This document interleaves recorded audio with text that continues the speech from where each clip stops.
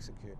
But adding intelligence, and this is again coming back from the workshop that I've just come back from, the 1%, especially in our age group, when we get into that mature, finding 1% or executing that 1% more effective gives us more stage time. It allows us to be more effective in a game where an age may cause us a problem later on as far as fatigue component. So wherever we can save anything and apply it more into the execution and the effectiveness of whatever we do, it's critical. It's absolutely critical. You know, again, you know, you look at take for example a footballer, for example, and they'll come there and they'll think, gee, what difference is it going to make if I keep my arm at 90 degrees? It's significant. It's significant. It may be only 1%, but as your opponent fatigues and you're still executing correctly, that 1% doesn't become 1%. It becomes a lot bigger. Okay, so just go into your spikes.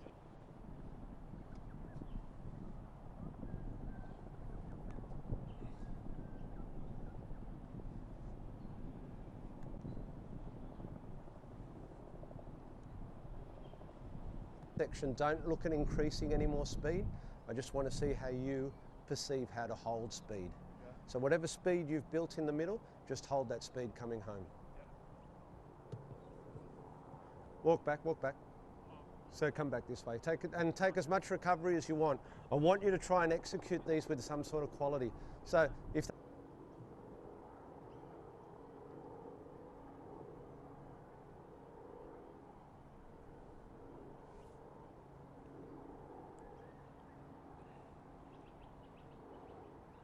okay, 80%, 100%, hold. Whenever you're ready.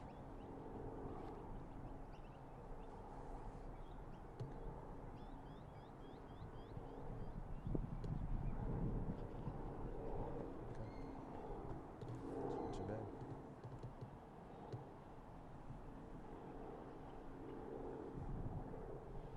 Quite good, you're better than the average bear. It's good. It's not too bad at all. Okay, so this next one, I want you to go 100% out. Just jog in the middle section, and then I'm looking for you to go again at 100%. Okay, so you'll go 100%, shuffle it right down, just shuffle it, break it down to a shuffle, and then go again for me.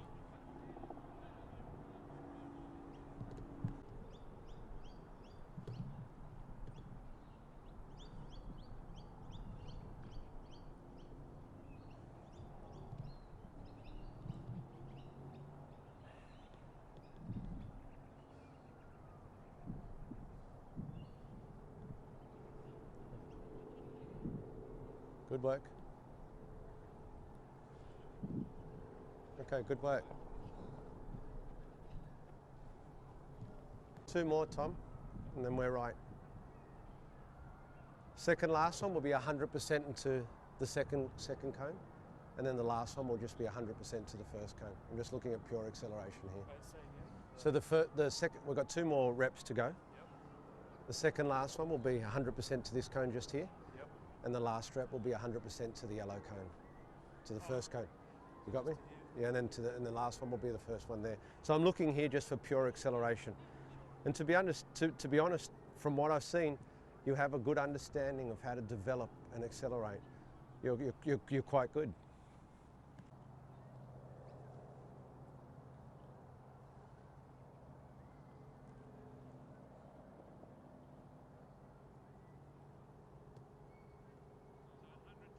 Yes, please.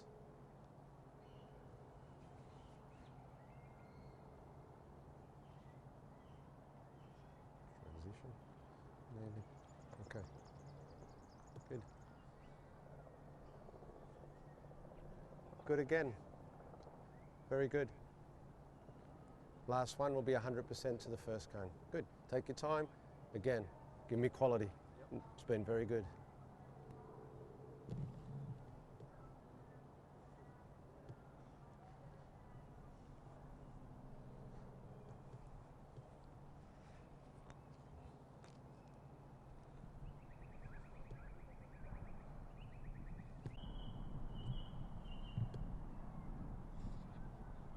Okay. Speed and your change of speed is quite good. is really good. Your positioning, your hip positioning is nice. Your arm action is really, really good. Your angle's at 90 degrees. You get nice elbow drive. You stay relaxed in the middle section. All those signs are very encouraging. They're the things that I would want to be coaching you. Yeah.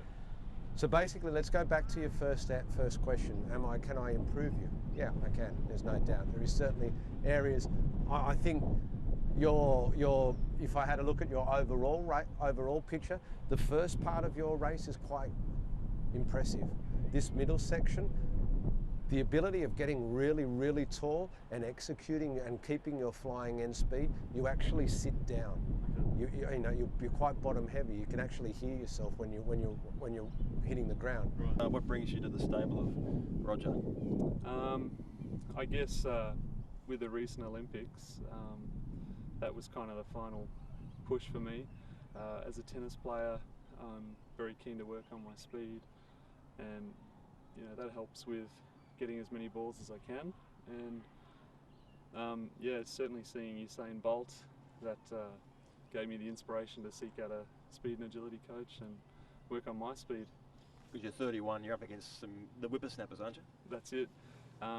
Typically I'll play against people between 16 and 25 years, sometimes younger, maybe 14, 15, and they've got plenty of energy, no stress, but when you've got a small family and a full-time job, it's tough to compete with those guys. So what sort of level have you got to at tennis? I play the Australian money tournaments. I've got a national ranking of about 400 in the country.